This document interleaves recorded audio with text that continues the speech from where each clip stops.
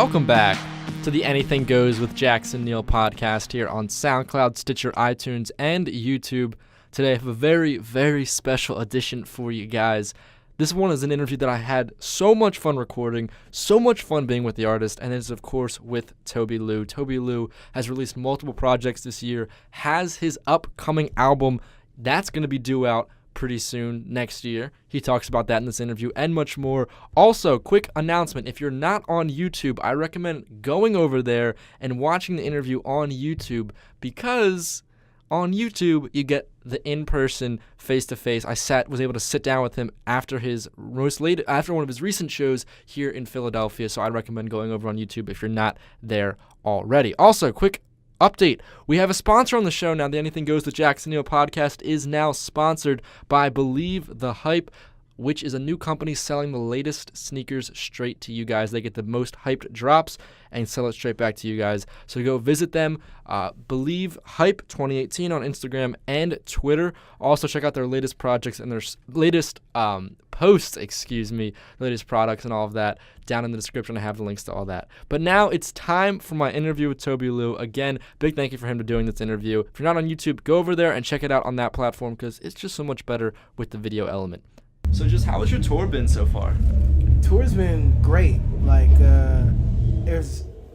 feel like I didn't know what to expect going on tour for so long. Like, it's almost like unimaginable to me. Like, oh my gosh, like I went on a tour with Tunji Ige and Michael Christmas 2 years ago, and that was just 2 weeks, 10 days, 10 dates, and that felt like forever. So this tour, before it started, I was just like, wow,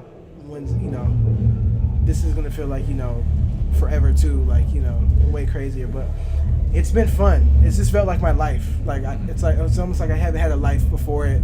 I don't know what my life is gonna be after. It's just like tour. That's all I know now. Just traveling, sleeping, performing, meeting fans, which is the best part of it.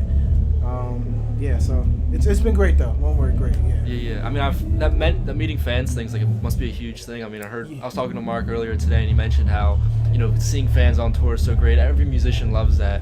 This being your longest tour, what's that feeling like to see all these people out there listening to your music? It's actually great. Like, I actually go out of my way to make sure I can meet as many people as I can, because that's it's the driving force of why, like, you do this. Because most of the time, most of the year, I'm pretty much just like in my room making music or shooting a video, and then I'll do these spot performances and stuff like that. But like, to go out every night, perform, and then have a chance to meet just a whole bunch of people who are really into what you do, and even new fans. Like, a lot of the times, I'll meet people and they say, hey, I haven't heard of you before tonight, but you just earned a new fan, and that's also amazing too. But it's really why we do this. Like, they're the reasons why, like, things work, why I'm able to, like, provide for myself out this, and why I just keep going, every day, and, like, feel like, okay, I have to do this, not only for me now, but for everyone else who, like, needs it. So Yeah, I mean, like you said, like, being the opener, like, it's an opportunity for new people to hear that music and make the connection that, like, maybe, I haven't heard of Tobi. Like, I never really heard of much of you. I heard maybe a song or here, and then I saw you were coming on tour with Kyle, and I was like, oh, let me check into this guy's discography, and was amazed at what I found, and, like, it's that opportunity to see that. Yeah, it's definitely, like,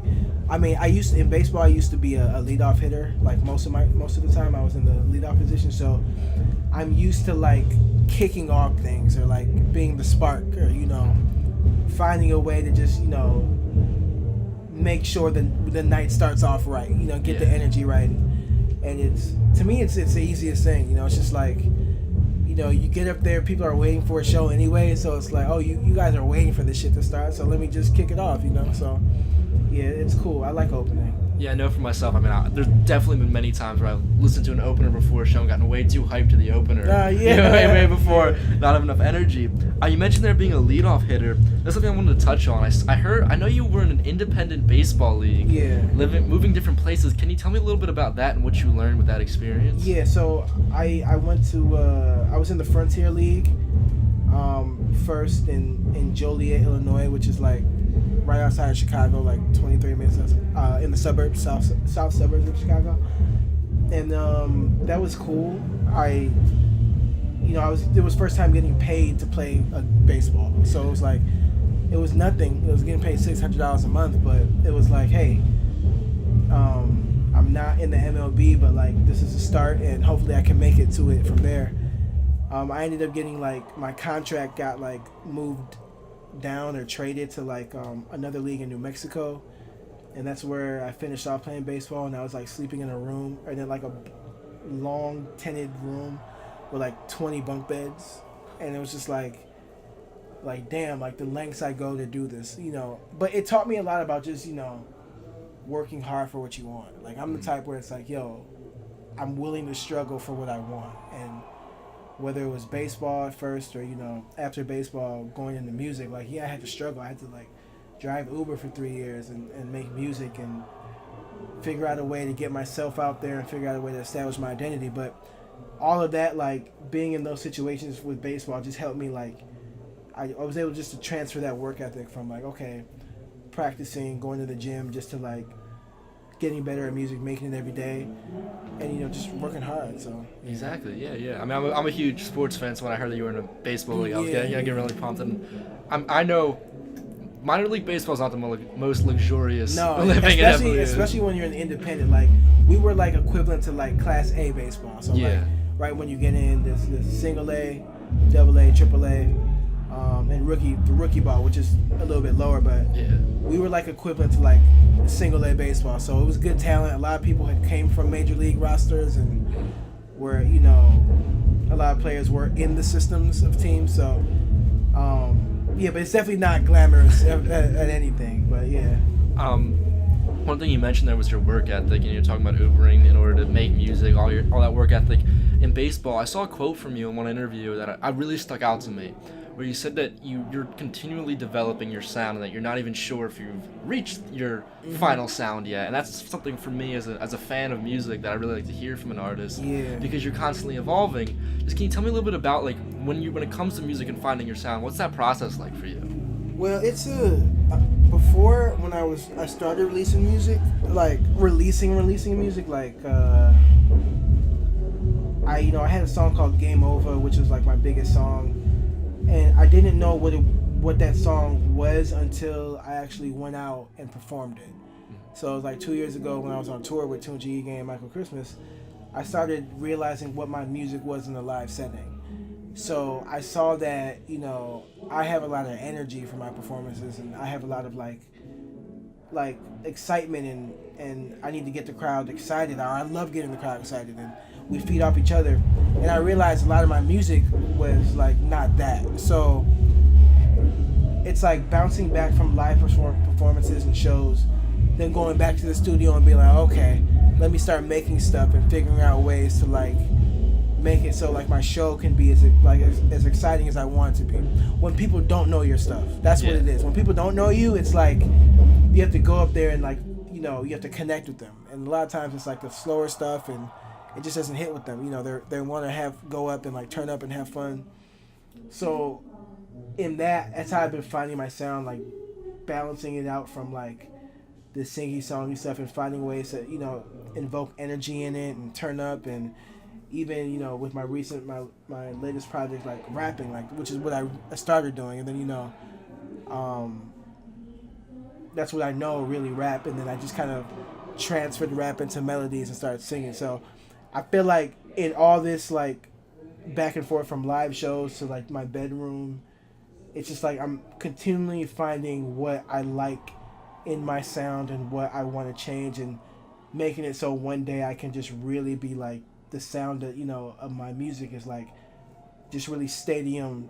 I want to go big. I want to be big. So it's like continually working my way up to like, what does the crowd respond to? What do they feed off of? Like how I can like invoke some lyricism and some call and response.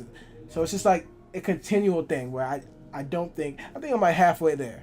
Okay. I do think I'm halfway there. But you always want to grow as an artist anyway, so. Exactly, you never want to be stuck in that one spot. Definitely. So I want to touch on some of your new music. One of your latest singles, Orange. You dropped that a couple weeks ago. Can you tell me a little bit about that track? It's so interesting when people refer to it as like single, or like, my latest. I really just made it because I wanted to open up about more about me and like what I just genuinely like and what I don't like and like who I am, like being from Chicago.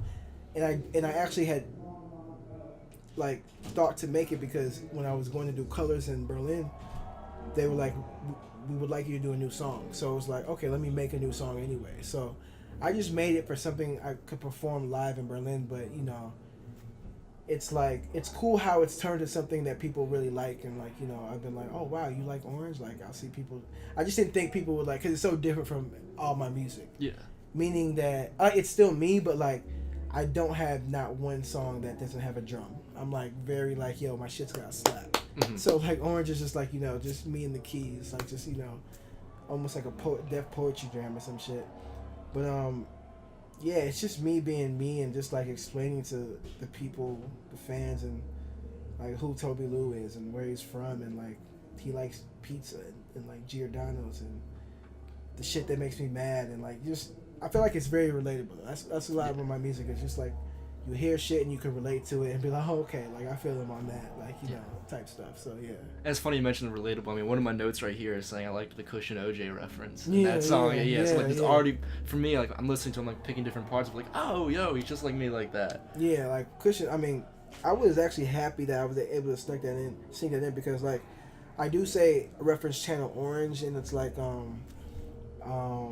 favorite color is channel Orange, and that's like a reference people would know and like be like, yeah, you know, Frank Ocean, he's a legend, he's one of my favorites. But like I think a lot of people forget that Wiz Khalifa released like Cushion OJ, which is also like, when I talk about those projects that, or when I think of those projects that like changed the game, like House of Balloons, Acid Rap, So Far Gone, Cushion OJ, I would like leave those up there as like one of those like projects that like, damn, when you heard that, everyone was like, wow, okay. Yeah. Like it was just like a new feeling. You know, when people give new feelings in music, that's what I think is very important. So like, of course, OJ being Orange, I was able to like sneak that in there. But yeah, a lot of people forget that Wiz, like, he's one of those people that grinded his way, and on his grind, you know, it wasn't his first project, but damn, when he released it, you know, it changed things. I mean, you mentioned there was a crazy mixtape run. I mean, you go back and listen to all those tapes. Yeah. That was a crazy time. Deal or No Deal was also one of my favorite Wiz Khalifa tapes too. Like right before Cushion OJ. But yeah, all those, like, that time was such a good time, and like where it seemed like shit was really changing when like it's what made like the mixtape be the albums, because you had So Far Gone, you had like Acid Rap, and you had all these like crazy mixtapes where it's like, damn, these sound better than all these albums that came out this year. So yeah, it's such an important time, and like I'm hoping to add to that like list when I release my debut album. I have to call it an album now, but yes, really would be like my debut mixtape album, which is going to be called Cult Classic. Okay, Cult Classic. Sweet. I want to talk about some other projects you dropped this year. Cause you dropped a couple EPs. Yeah. One of them, Tobi Lou and the Juice. What was the process like recording that one? That was the process was crazy, because it was like I only planned on dropping one EP and then an album, but then once we got the response for the first EP, it was like, yo, like, why drop the album? Let's keep, like, you know, let's drop another EP. And then so we dropped the second one, and I was like, okay, I did it. Dropped two EPs. Now it's time to work on the album. Like, then it was just like, yo, which is like, and every time I say yo, it's my manager Derek saying, yo, okay, yeah, yo, I know you want to drop the album, but what if we dropped one more EP? So that's what the Tobi Lou and the Juice was, and it was crazy because I scrambled to kind of get shit together, but I also was kind of feeling free, like, yo, if anyone says they want my old shit, they can go back to February when I released Tobi Lou and the Moon, or they can go back to April when I released Tobi Lou and the Loop. So I felt freer to be like, you know, I'm just gonna do whatever the fuck I want. I'm gonna rap. I'm gonna show them, like, you know, all the levels of my music, so I can like start being like, yo, I can do a lot. Like, don't just peg me for this singy songy guy. Like, you know, I can spit when I need to spit. I can get off these bars, and that's what it felt like. I felt like juiced up, like literally, like, okay, like, you know, I was having a good year. I was feeling, you know, felt like I was 2 for 2. You know, I was coming, yeah, in baseball, like, you start the game off, you get your first hit, you're 2 for 2. Like, you're in the on deck circle. You're just like, you're relaxed, you're confident, and you're third at bat. You're everything's just like, come on, like, what are you gonna do? What are you gonna do to get me out? Because you feel hot. So that's what the juice was, along with, again, giving people more of me, opening up a little bit more. Letting people know, like, I'm from Chicago. Like, this is some shit this is some shit we're about. This is some shit I went through. But like, just kind of building that story. So that's what the juice was. And I still got one more coming called Tobi Live on Ice. Gotcha. So you got a it's lot coming of up. Yeah, it's coming off after tour. So I'm not stopping. This is a year of like, just keep going, give people the pieces of who you are, and like get them ready for like what you want to become, what you want to be, what your potential. Just get them ready for like that first mixtape. But yeah, I'm excited. Definitely. I mean, I think about like music like today and streaming and like the streaming kind of era and everything. It's like I feel like sometimes it's about how much can you drop, and I feel like you do a good job of on your EPs where it's like they're not 10 songs and like 11 songs. It's like, rather than go for that quantity, I feel like you do a solid job of dropping 3 songs here, 4 songs there, and maintaining that quality throughout. I have a lot of people say like, man, Tobi doesn't have one bad song, and I'll be like, well, first off, I have a whole lot of bad songs. They're just sitting in my iTunes library. Like, I'm just trying not to release them. But yeah, like, because I do hate oversaturation. But let me, like, already go back on that. Brockhampton last year in 2017, what they did was so amazing with their run of saturation albums, that it was beautiful. It gave us, like, of course, there's a lot more of them, so they were able to do the full, and where it wouldn't feel like they were like doing too much. But I realized that you can hit these people over the head if you're hitting them over the head with good music. Exactly. Like, so I was like, okay, you got good music. You're not going to release like 3 10-song albums, but like, let's give them these pieces, and let's, you're a visual artist. I'm a visual artist. Like, a lot of times people won't get me until they see a visual and be like, this kid's weird, or this shit's like, what is going on? But like, they'll be like, okay, it's something new, it's something different. But like, yeah, giving like the people, because everyone's attention span is so short these days, that we definitely have to give them a lot more and a lot more often than usual. But as long as you're not giving them too much, it's like you're feeding them just the right amount of doses, which is what I'm trying to do. Just always just be like, all right, here's like 3, here's 4. The juice was like 7, I think. Yeah, it was like 7. it was 7. It was like, okay, can y'all handle that? Okay, cool. I don't know how long Live on Ice is gonna be, but yeah, just like kind of just fitting, getting people like to be like, yeah, here we go. Here's our fix for now. Exactly. Yeah, so. You mentioned there your visuals. You have a really cool visual kind of concept with all your cartoons and everything. I was going back and looking, even some of your first singles on iTunes and everything have that visual attached. Yeah.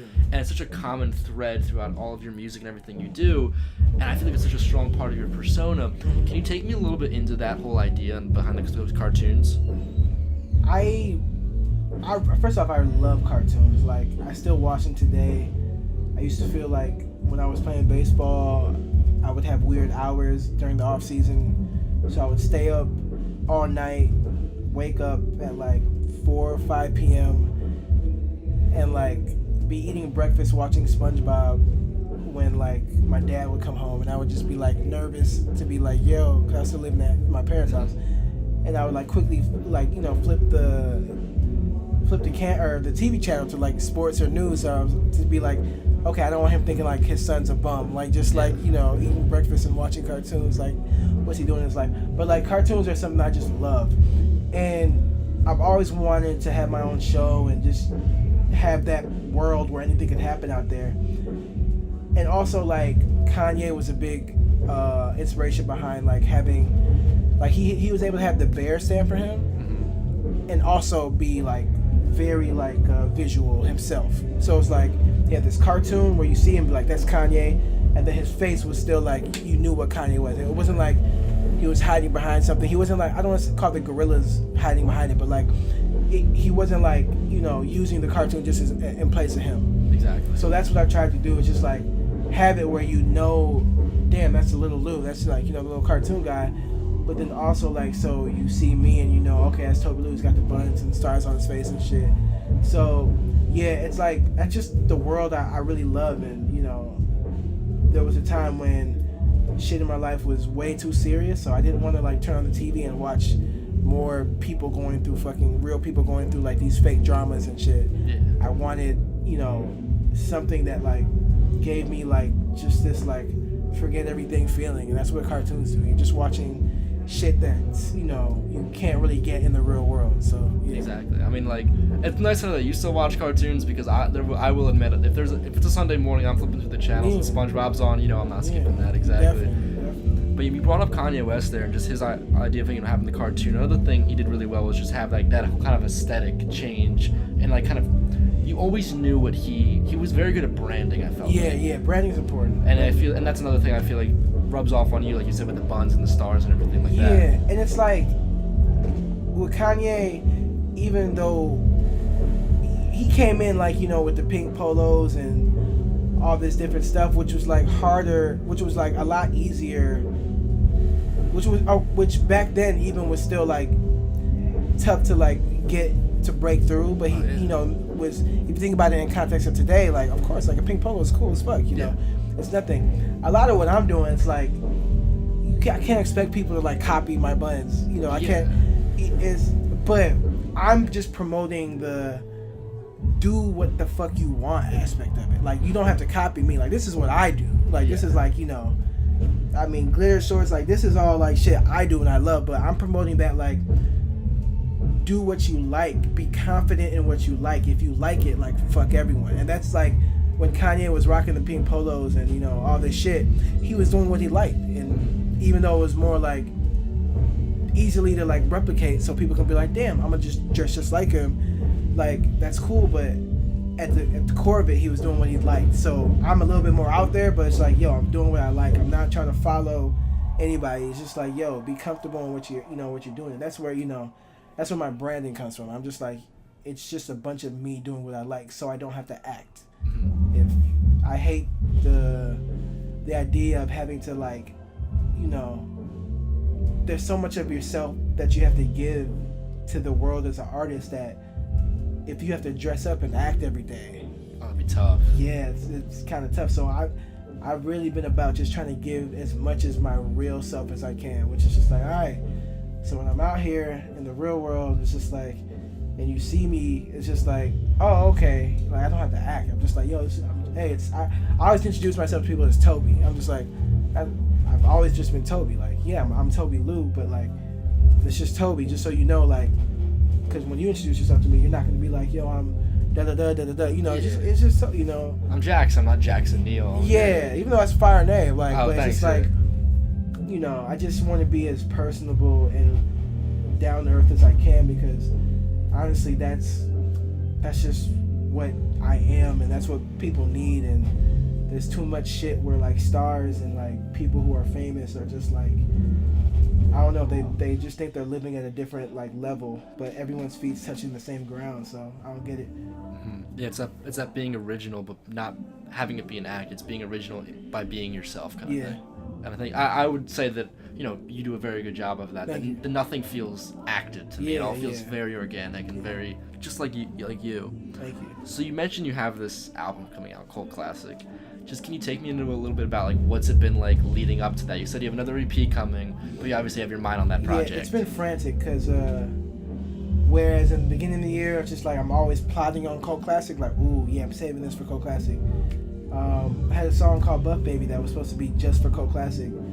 Ended up putting it on the loop just because it's just like, yo, I have to let some tracks out. I have to like, I can't just think about this one project that I may never get to. I could die tomorrow, Exactly. So it's like, I've had to kind of like not think about it and just be like, okay, let's think about what's actually next. Stop saving shit. Stop being worried that you won't be able to make something dope.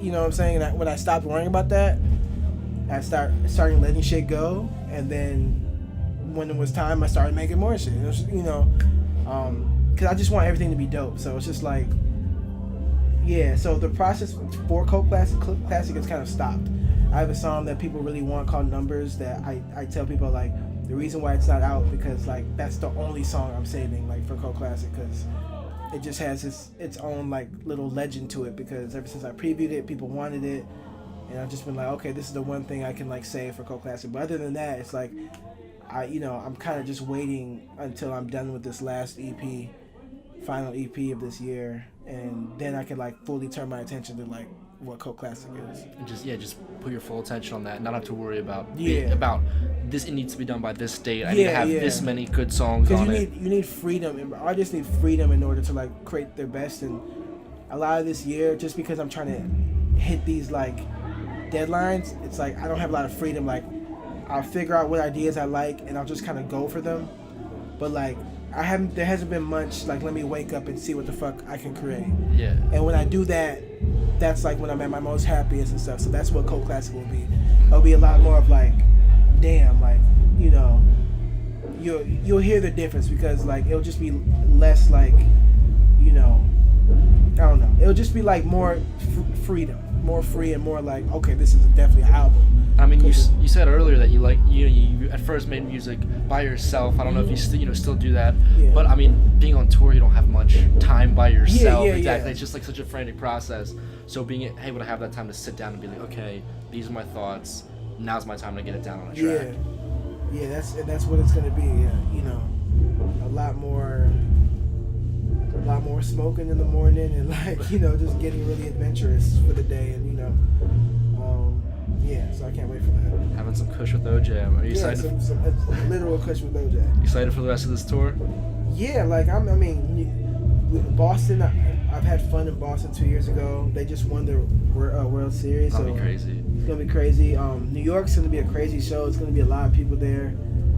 So I feel like once I get over the New York, it's gonna be a really hype show. I'll be able to like, kind of like, enjoy the rest of the tour. And like just but yeah, I mean I'm enjoying myself so far, but just like really like there's pressures you feel sometimes. So there's the New York show, then we have the LA show at the end. So those two big markets are gonna feel. I already did the Chicago show, so got that one out the way. But yeah, I'm excited just to keep meeting people and Exactly. Well, I'm certainly glad to hear in Philly got to have some cheesesteaks in your time. Yeah, because man, that's number one. Shout out Max's, man. Shout out Max's. Well, thank you so much for doing this. Thank you for having me, man. Yeah, thank you. Appreciate it, Jackson. Again, a big thank you to Toby for coming onto the podcast. Remember, check out all of his latest music. I think he's still on tour. Go out and check out some of his tour dates. If you have not seen him live already, or even if you have, you know just how good of a live show he is. He is really, really awesome. With that, that'll wrap it up for this edition of the Anything Goes with Jackson Neill podcast. Remember, check out the sponsor, Believe the Hype, selling the latest sneakers. Their Instagram and Twitter, at BelieveHype2018. Links to that as well as their store down below where they have the latest sneakers, selling them straight to you guys. Also, remember to check out the Jackson Neill Sports and Music podcast in the same feed as this one, so it's pretty easy for you to check those out. Those are updated throughout the week where I interview sports and music writers, talking about the latest things happening in those two worlds. Also, follow me on Instagram and Twitter at JacksonNeill20. Links down below to find out all the my latest podcasts, thoughts I'm feeling, as well as a little exclusive sneak peeks into upcoming interviews. Because trust me, I try to post plenty of those. A big thank you for listening, and I'll see you all next time.